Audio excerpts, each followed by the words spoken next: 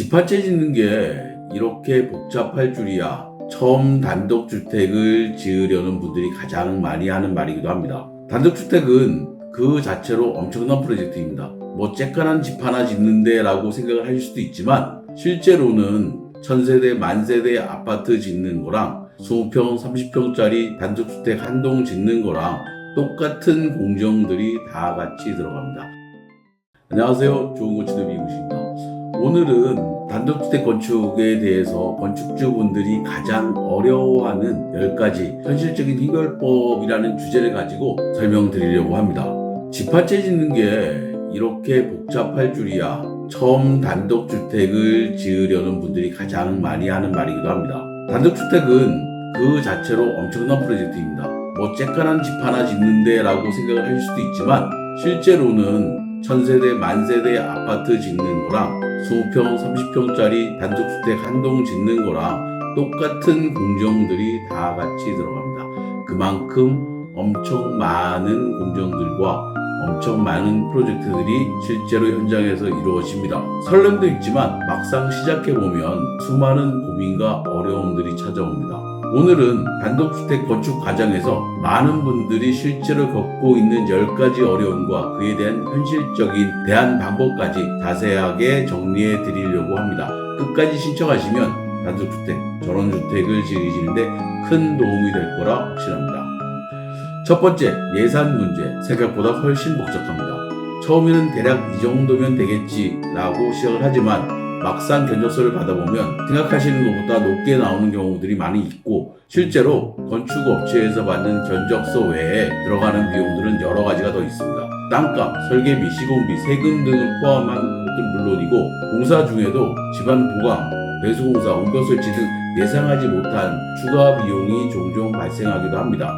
게다가 실제로 자재비나 인건비도 수시로 오르고 내리고 하다 보니 처음 예산으로는 끝까지 가기 힘든 경우도 많습니다. 현실적인 해결 방법은 총 예산의 10%에서 20% 정도는 반드시 예비비로 남겨두시고 시작을 하시는 게 좋습니다. 그리고 여러 시공사의 견적을 비교하면서 빠진 항목들이 없는지 꼼꼼히 확인해야 합니다. 가능하시다면 시공사와 함께 예산 계획을 짜는 것이 훨씬 안정적일 수도 있습니다. 두 번째, 법규와 인허가 절차. 생각보다 까다로운 경우도 종종 있습니다. 단독주택으로 해서 마음대로 설계해서 짓는 것이 아닙니다. 건축법, 국토계획법, 주차법 등등 여러 가지 법규를 모두 지켜야 합니다. 예를 들어 똑같은 100평의 땅이라도 건폐율과 용적률에 따라 지을 수 있는 건물의 크기가 달라지고 일조권이나 사선 제한 때문에 2층을 못 올리는 경우가 있고 실제 내 땅 안에서도 사선 제한으로 인해서 건물을 더 작게 들여져야 되는 경우들도 많습니다. 해결 방법으로는 토지 매입 전에 땅의 성격을 충분히 다 파악하시고 매입하시는 게 좋습니다. 건축사에게 법규 검토를 의뢰하시는 것도 좋습니다. 인허가 등은 건축사를 활용하여 행정처리 스트레스를 줄일 수도 있습니다. 세 번째, 토지 선정. 이게 가장 처음이자 가장 중요한 일이기도 합니다. 좋은 집은 좋은 땅에서 시작됩니다. 하지만 현실은 예산에 맞는 땅을 찾는 것도 어렵고 경사도가 심하거나 집안이 약한 땅은 추가 비용이 더 들 수밖에 없습니다. 또 하나 중요한 건 도로 조건입니다. 건축법상 도로에 최소한 3m 이상 접촉을 해야 건축이 가능한데 이걸 놓치고 계약했다가 문제가 생기는 경우도 종종 있습니다. 해결 방법으로는 부동산 중개사와 충분히 상의하고 매입 전에 꼭 토지 이용 계획 확인서와 등기부 등본 등을 꼼꼼히 확인하시고 땅을 매입하시는 게 좋습니다. 집안 상태나 땅의 형태도 충분히 검토하는 게 좋습니다. 집을 어떻게 설계할지, 누가 시공할지는 건축의 80%를 좌우하는 결정입니다. 그런데 업체가 너무 많고 어디가 믿을 만한지 판단하기 쉽지 않습니다. 설계는 예쁘지만 실용성이 떨어지거나 시공이 저렴한 대신 하자가 많은 경우도 종종 있습니다.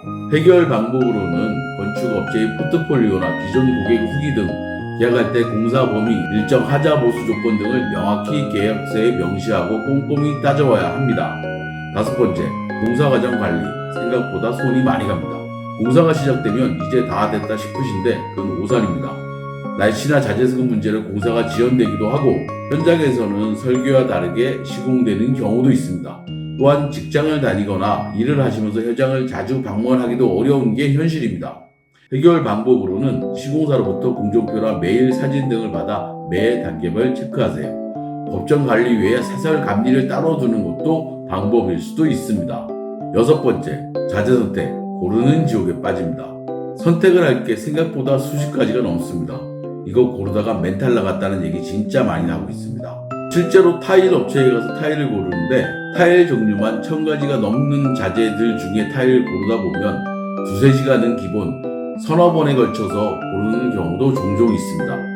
해결 방법으로는 실물 쇼룸이나 자재 전시장을 방문해서 직접 눈으로 모든 걸 다 확인을 하고 건축 커뮤니티 등 사용자 후기를 참조하는 것도 큰 도움이 됩니다. 자재는 성능 인증 여부도 함께 하는 것이 좋습니다. 또한 모든 걸 최고로 하기보다는 우선순위를 정하고 예산을 배분하는 게 현실적입니다. 일곱 번째, 건축 지식 부족, 불안한 결정의 연속. 처음엔 설계 도면을 보면 알겠지라고 생각할 수도 있겠지만 막상 도면을 보면 이게 뭘 하는 거야? 이게 뭘 의미하는지 전혀 모를 때도 있습니다. 전문 용어가 낯설고 공법이나 기술자 스텝을 하려고 해도 뭘 기준으로 판단해야 할지 모릅니다. 해결 방법으로는 유튜브, 건축 서적, 블로그 등을 통해 많은 기초 지식을 익혀두세요. 전주택 찍기 같은 건축 커뮤니티 활동도 큰 도움이 됩니다.